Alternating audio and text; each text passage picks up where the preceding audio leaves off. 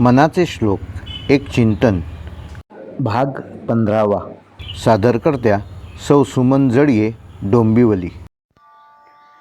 गणाधीश जो ईश सर्वा गुणांचा मुळारंभारंभ तो निर्गुणाचा. नमो शारदा मूळ चत्वार वाचा गमोपंथानंत या राघवाचा.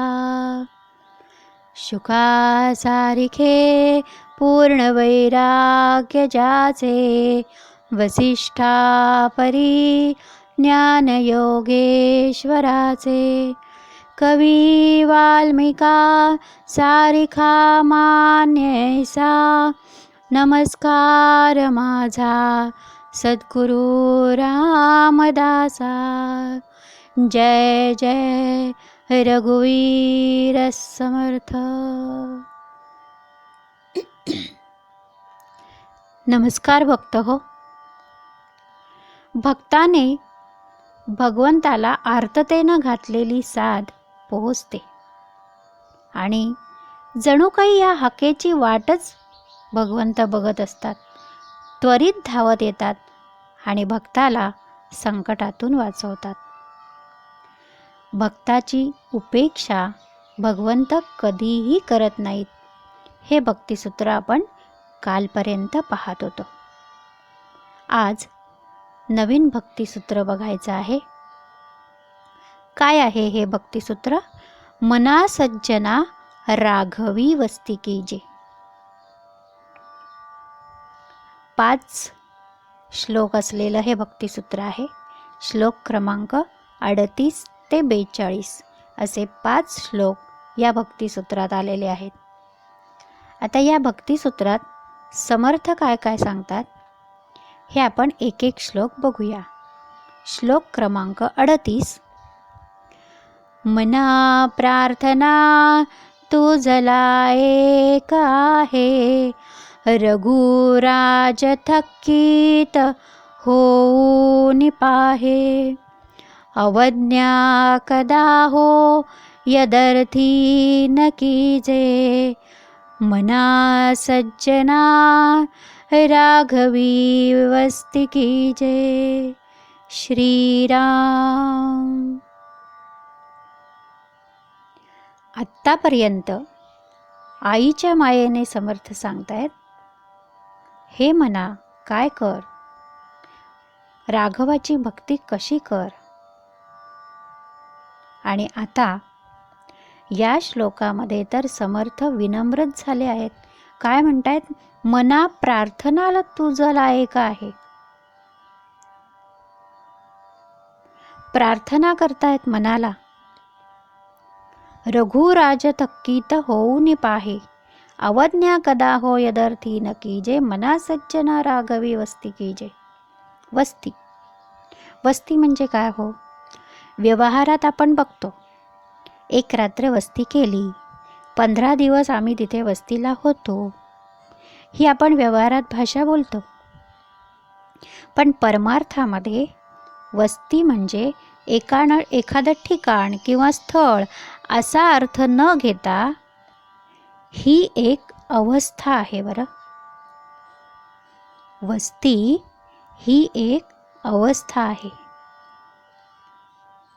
समर्थ मनाला सांगतायत, प्रार्थना करतायत, राघवी वस्ती कर. म्हणजे काय? रामाच्या देवळात जाऊन राहायचं का? रामाच्या मूर्तीजवळ राहायचं का? रामाच्या प्रतिमेजवळ राहायचं का? मग असं केलं तर आमचा प्रपंच कसा चालणार? आम्ही संसारात जी काही कामं करतो ती कशी करायची? असे प्रश्न मनात येतात. हो, समर्थ असं सांगतील का? राघवाजवळ वस्ती कर म्हणजे राघवाशी एकरूप हो, राघवाशी अनन्य राहा. पहिल्या 2 चरणात समर्थ काय सांगतात बघूया. मना प्रार्थना तुझला एक आहे रघुराज थकीत होऊन पाहे. बा मना, हे सज्जन मना, तुला एक प्रार्थना करतो आहे, विनंती करतो आहे.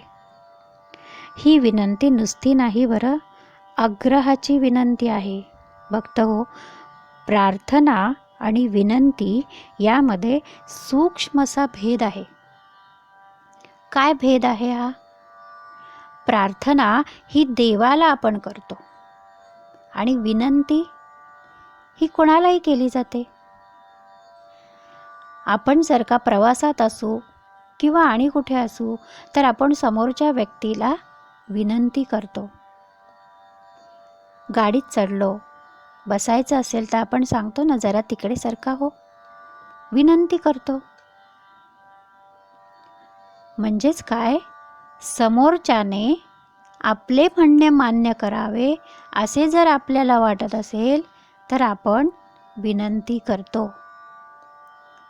पण भगवंताला मात्र आपण प्रार्थनाच करतो. इथे समर्थ मनाला प्रार्थना म्हणतायत, म्हणजे मनाला केवढा दर्जा दिलाय बघा. देवतुल्य मानलंय मनाला. समर्थ आग्रहाची विनंती करतायत. काय करावं या मनाने? रघुराज थक्कीत होऊनी पाहे. हे मना, तू अशी उपासना कर, अशी साधना कर की रघुराजा देखील तुझ्याकडे आश्चर्याने पाहील, म्हणजेच कौतुकाने पाहील, म्हणजेच आनंदाने पाहील. जशी हनुमंतांनी उपासना केली, जशी गोपींनी कृष्णावर केली, जशी प्रल्हादाने नारायणावर केली, जशी मीरेने श्रीकृष्णावर केली, सगळ्या संतांनी भगवंतावर अशी भक्ती केली, उपासना केली. अहो, समर्थांनी कशी साधना केली हे आपण पाहिलं. म्हणून तर श्रीरामांनी, हनुमंतांनी समर्थांना प्रत्यक्ष दर्शन दिलं. अशी साधना समर्थांनी केली आणि आता आपल्याला सांगतायत, मनाला सांगतायत. म्हणजे काय, तर आपल्या सामान्य जनांनाच हा उपदेश आहे. कबीराचा एक दोहा आहे, मनुआ मेरा मरी गयो दुर्बल भयो शरीर. मनुआ मेरा मरी गयो दुर्बल भयो शरीर, पीछे पीछे हरी फिरे कहत कबीर कबीर. कबीरांची भक्ती इतकी आहे की भगवंत त्याच्या मागे मागे फिरतात, अरे कबीरा थांब, अरे कबीरा थांब. आणि आपण विषयांच्या मागे धावतो. आज हा विषय, उद्या तो विषय. संत तुलसीदासांची एक कथा प्रसिद्ध आहे. त्यांची पत्नी माहेरी गेली होती आणि तुलसीदासांना चैन पडेना. शेवटी ते उठले, रात्र झाली होती, पण गेले. वाटेत नदी होती, नदी पार केली आणि गेले पत्नीच्या माहेरी. वरची खिडकी उघडी दिसली. त्यांना वाटलं आपलीच आठवण काढत बसली असेल, म्हणून खालून जिन्याने न जाता डायरेक्ट त्या खिडकीजवळून एक वेल होती खाली आलेली, त्या वेलीलाच धरला आणि सरासरा वर गेले. पत्नी बघते, आहो तुम्ही इथे? हो, मला खूप आठवण येत होती तुझी. तुलाही माझी येत होती ना? नाही. नाही, मग खिडकी उघडी ठेवलीस एवढ्या रात्री? पत्नी सांगतेय, अहो तुम्ही का एवढं माझ्या मागे आलात? हा हाडामासाचा देह आहे, हा एक ना एक दिवस पडणार आहे. हे महत्त्व जेव्हा पत्नीकडून ऐकलं, या देहाची अशाश्वतता जेव्हा पत्नीकडून ऐकली तुलसीदासांनी, तेव्हा त्यांच्या डोक्यात प्रकाश पडला आणि तुलसीदासांचे संत तुलसीदास झाले. ही कथा खूप विस्तारित आहे, मी छोटी करून सांगितली आहे. देहबुद्धी गेली, साधना केली आणि तुलसीदास कुठपर्यंत पोचले? रघुराज तक्कीत होऊनी पाहे, तिथपर्यंत पोचले तुलसीदास. महत्त्वाचे काय आहे? राघवाची भक्ती करणं महत्त्वाचे आहे. राघवानी आपल्याकडे करुणादृष्टीने पाहिलं पाहिजे, आनंदाने पाहिलं पाहिजे, हे महत्त्वाचं. पुढे 3ऱ्या चरणात समर्थ सांगतात, अवज्ञा कदा हो यदर्थी न कीजे. हे मना, मी तुला प्रार्थना करीत आहे, आग्रहाची विनंती करीत आहे, याचा तू अनादर करू नकोस बरं, अवज्ञा करू नकोस बरं, तिरस्कार करू नकोस बरं. मी हे सांगतो आहे, हे तुझ्या भल्याचंच आहे, तुझ्या हिताचंच आहे. हा जो नरदेह आहे, हा नरदेह श्रेष्ठ यामुळेच बनणार आहे आणि म्हणून मी हे सांगतो आहे बरं.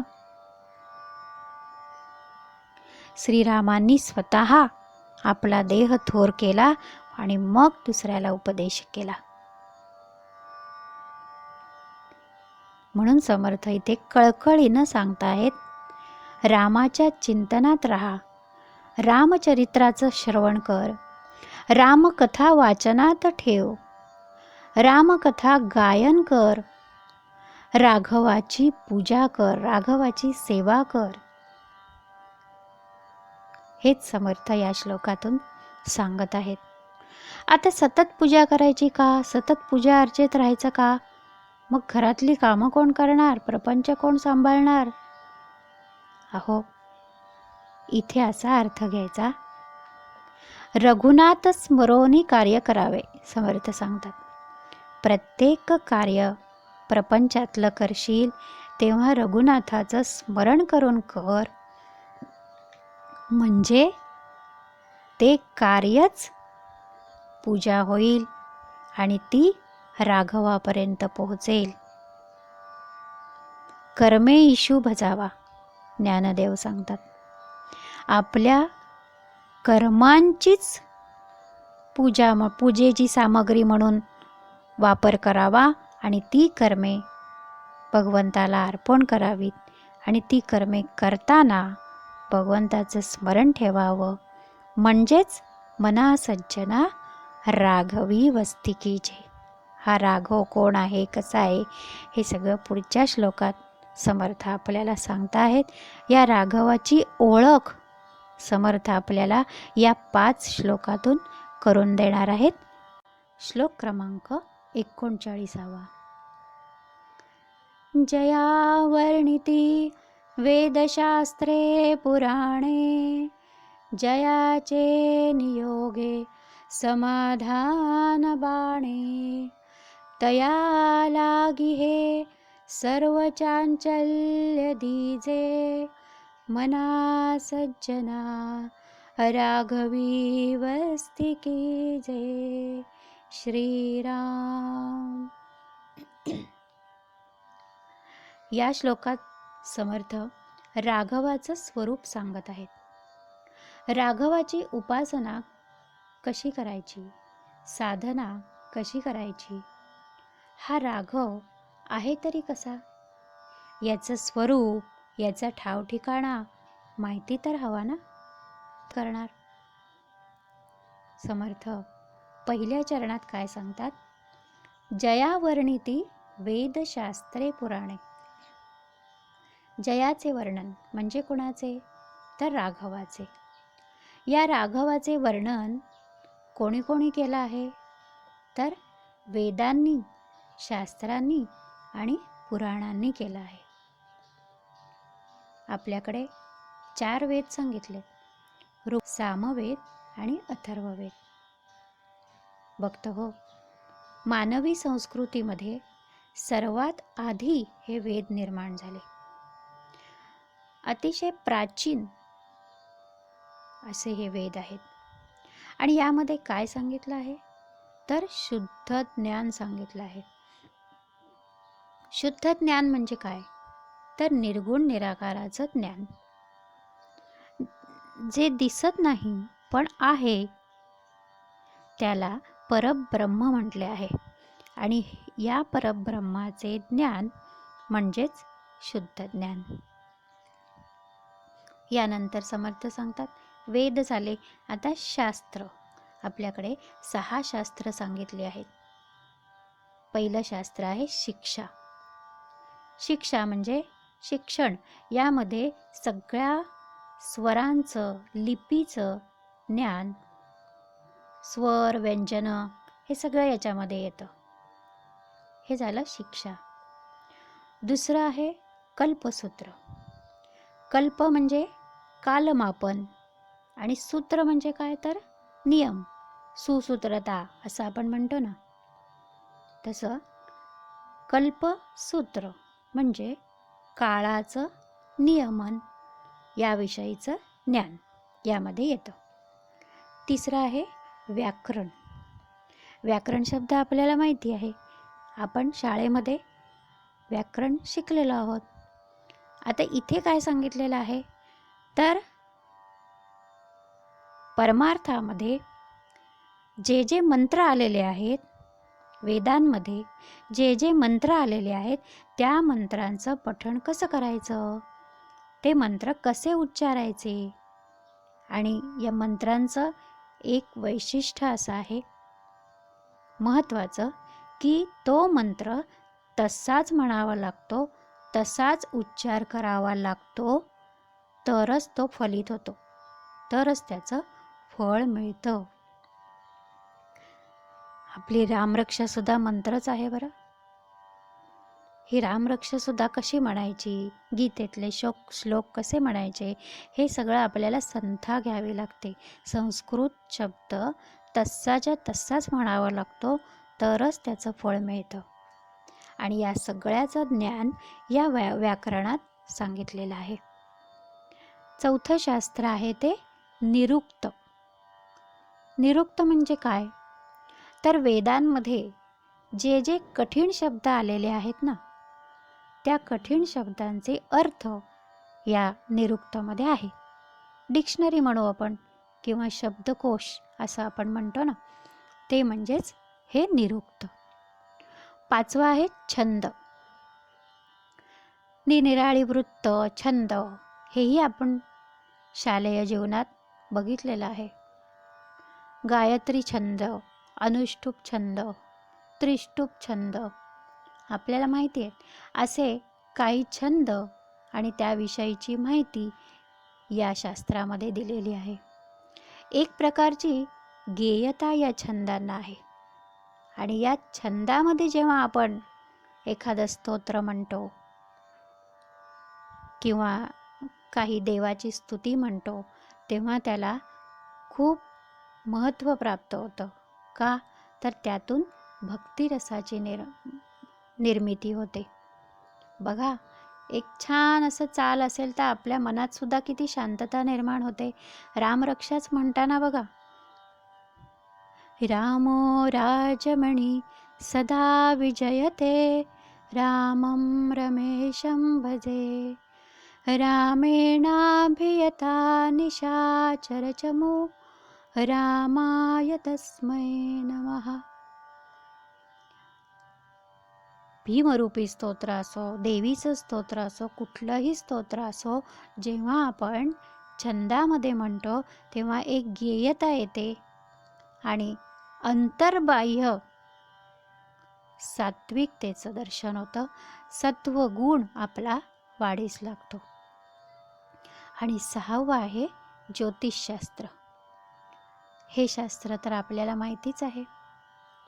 हे ज्योतिषसुद्धा म्हणजे आजकाल म्हणतो आपण थोटांड असेल वगैरे, तर नाही. आपल्याकडे हे शास्त्र म्हणून सांगितलेलं आहे. याचा पूर्ण अभ्यास जो करेल तो अचूक ज्योतिष वर्तवू शकतो. असो. त्याच्यानंतर पुराणं सांगितलंय. आपल्याकडे 18 पुराणं सांगितलेली आहेत. ब्रह्मपुराण, पद्मपुराण, विष्णुपुराण, वायुपुराण, भागवत पुराण, नारद पुराण, मार्कंडेय पुराण, अग्निपुराण, भविष्यपुराण, ब्रह्मवैवर्त, लिंग, वराह, स्कंद, वामन, कूर्म, मत्स्य, गरुड आणि ब्रह्मांड. ही 18 पुराणं आहेत.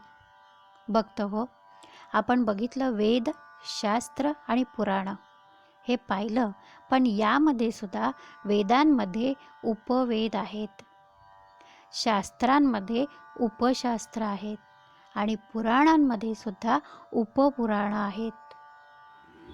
हे सगळं काय करतं? राघवाचं स्वरूप वर्णन करतं. आणि म्हणून समर्थ पुढच्या चरणात काय सांगतात? जयाचे नियोगे समाधान बाणे.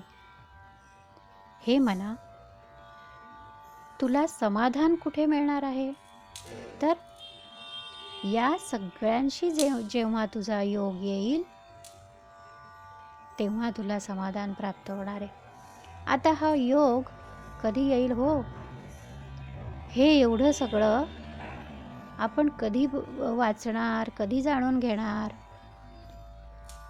असे प्रश्न आपल्याला पडतात.